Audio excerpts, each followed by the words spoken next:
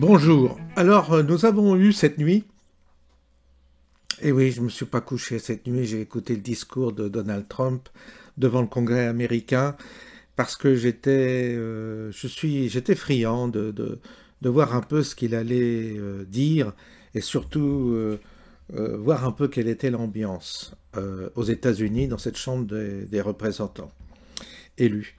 Donc, j'ai suivi ça sur la chaîne de Monsieur Mohamed Diallo. Alors, vous irez voir, je vais vous passer 2 extraits de ce qu'il a diffusé hier, mais c'est très long, hein, ça dure plus de 2 heures. Et vous regarderez, j'ai mis en description le lien de la vidéo où il fait toute la traduction. Alors, il l'a fait avec son style, avec ses commentaires, un peu fleuris, même, je dirais, cocasse, amusant.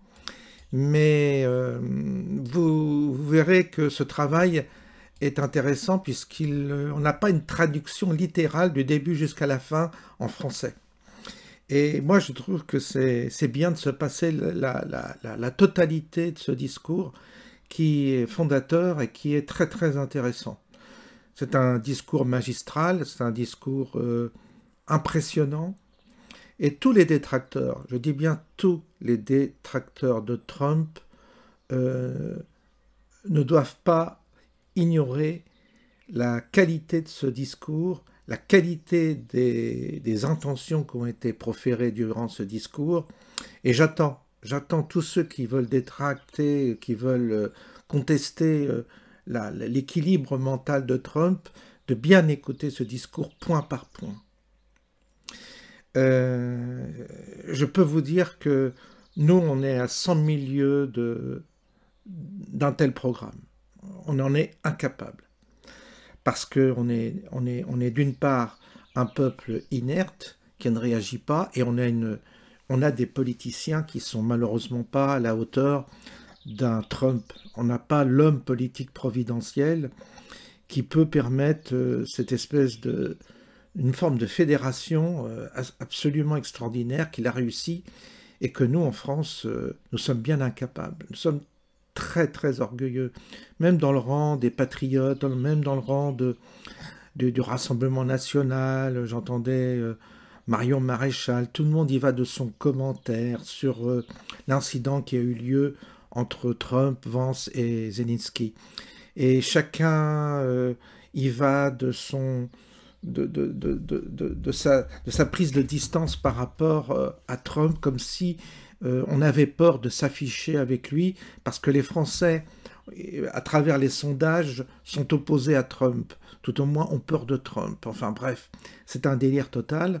Il ferait mieux de s'en inspirer, il ferait mieux d'avoir beaucoup plus d'humilité, ce que n'ont pas malheureusement nos représentants politiques, et il ferait mieux d'être très très très humble face à la véritable révolution qui est en train de se produire aux États-Unis. C'est une révolution, mais inouïe ce qui se passe. Quand on écoute ce discours, moi je vous dis, ce qui me fait le plus mal, c'est ceux du camp de droite qui critiquent, qui sont très méchants certains, très dédaigneux vis-à-vis de Trump, parce que vous avez à droite des chapelles où il y a une rivalité, voire parfois une compétition incestueuse pour être le plus intelligent, le plus critique. Les États-Unis, c'est des cons, etc. Enfin, évidemment, il y a l'histoire qui pèse, et je comprends cet anti-américanisme, il est certainement justifié, mais il y a, si vous voulez, aux États-Unis, des mouvements qui sont parfois contradictoires. Alors évidemment, eux, ils cherchent à défendre leur pays, et ils ont bien raison. Ils cherchent à tirer avantage de leur puissance, et ils ont raison. Et c'est nous qui avons simplement tort. Nous avons capitulé, nous faisons de la repentance du matin jusqu'au soir, et nous sommes en train de nous faire envahir par l'islam. Donc c'est formidable comme exemple. Alors eux, ils réagissent à temps. Et ils ont trouvé un leader qui leur convient. Alors évidemment, nous, on aime le côté un peu Barnier, Valéry Giscard d'Estaing, Mitterrand, des personnages un peu comme ça, cultivés, qui font des petites phrases, mais qui nous ont tous entraînés les uns après les autres dans la catastrophe, vers un séisme très profond, je dirais. Donc, mesurons un peu nos propos quand nous venons critiquer Trump et écoutez-le avant de le critiquer. Moi, ça me fait penser à tous ces Français qui critiquent les Américains sans y avoir jamais mis les pieds. Moi, j'y ai mis les pieds plusieurs fois. J'avais toujours en face de moi des gens qui viennent me dire comment pensaient les Américains, comment se comportaient les Américains, toujours avec cet air suffisant et supérieur, alors que moi, j'y ai passé beaucoup de temps, c'est-à-dire j'allais 2-3 fois par an, parce que j'avais un ami, je vous avais expliqué là-bas, et j'ai pas mal voyagé aux États-Unis, donc j'ai quand même une petite approche supérieure à ceux qui n'ont jamais mis les pieds. Et les a priori sont malheureusement terrifiants. Voilà, bon. On voit donc, voilà, j'ai rien à rajouter. On va écouter, donc, on va voir 2 extraits, hein, il m'en voudra pas, j'espère, 2 extraits de la prestation, du discours de Trump, 2 séquences, pour vous mettre l'eau à la bouche de Trump, qui fait son discours. Il y a l'accueil de Trump, et puis il y a un petit incident, vous verrez.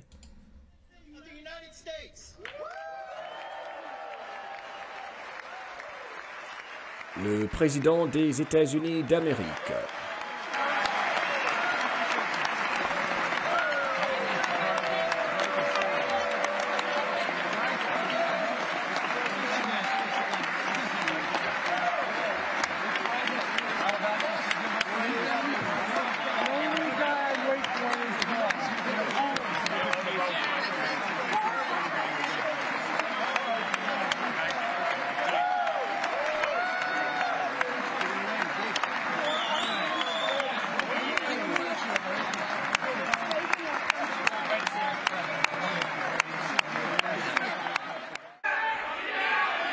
Ce représentant dit qu'il n'a aucun mandat, que Donald Trump n'a pas de mandat. Si vous continuez à perturber le discours du président, on vous escortera hors de la Chambre. Donc, avertissement du président de la Chambre, Mike Johnson, qui dit que si des membres, des représentants perturbateurs continue de le faire, il a donné l'ordre qu'on les fasse sortir de la salle. Déjà, ça commence à chauffer. Et il ne veut pas s'asseoir. Donc, J.D. Vance, c'est énorme, c'est du jamais vu. Le vice-président demande à ce qu'on le fasse sortir. C'est un représentant démocrate.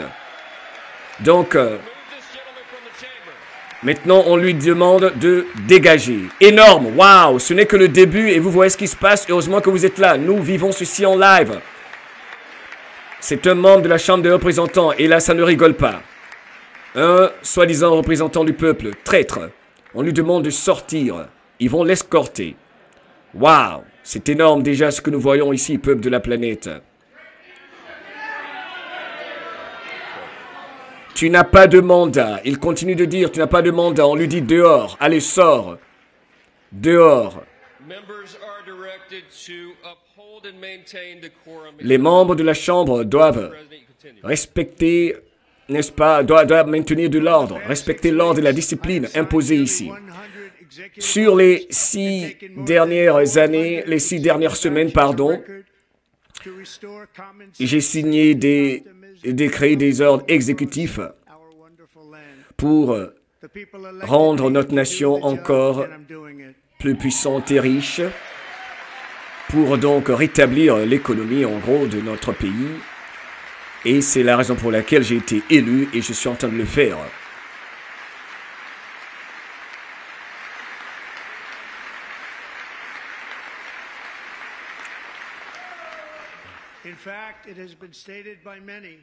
Il a été dit par plusieurs observateurs. Voilà. Donc, vous avez là une ambiance terrible. Ça fait plaisir. Bon, puis vous voyez, il y a du mouvement. Mais c'est les États-Unis, c'est comme ça. Et Et il y a une spontanéité, il y a quelque chose qui est encore vivant là-bas, mais chez nous, on a l'impression de morts vivants, je sais pas, de zombies, de gens tétanisés.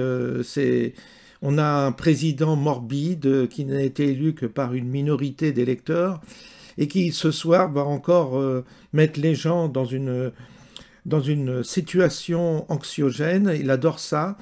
Et il va encore jouer sur la peur de la guerre, tout ça. Il y a vraiment une volonté chez nous de va-t-en-guerre. Tous les médias, comme pour le Covid, tous les médias sont pro-guerre. Ils veulent la guerre, ils veulent envoyer nos enfants à la guerre. Ils ont déjà des préparatifs. Je ne sais pas comment ça peut s'envisager une guerre avec une armée aussi insignifiante que la nôtre contre la Russie. Mais ce qui m'inquiète un peu, c'est le côté rotor, le côté sournois de la bête, quoi.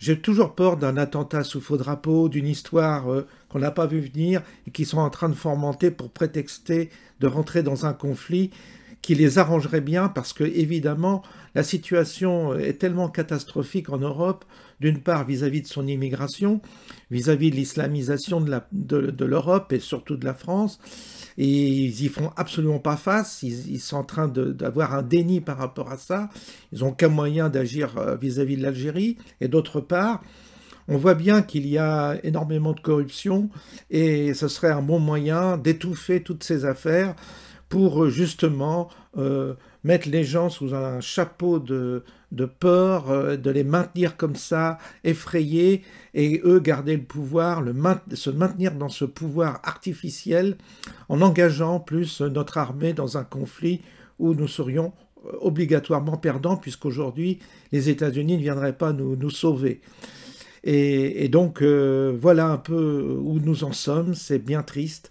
Et puis moi, plus je vois le contraste entre notre personnel politique et le personnel américain, l'équipe que Trump a constituée, je me dis, nous sommes des années-lumière de tout ça, et ça donnerait envie d'aller vivre aux États-Unis. Franchement, j'ai pas 5 millions, mais si j'avais 5 millions, et j'irais vite prendre la fameuse carte dorée, et je m'exilerais là-bas parce que j'y trouverais plus de sérénité, en tous les cas intérieure, et j'y trouverais une compagnie qui me convient d'hommes et de femmes qui me conviennent mieux que ce qu'il y a en France. Là-bas, il y a encore certains, alors chacun a sa religion, mais il y a encore quelque chose de transcendant dans la société qu'il n'y a plus dans notre pays, et moi, je dois dire que ça me manque. Je vous souhaite une bonne journée et je vous dis à bientôt.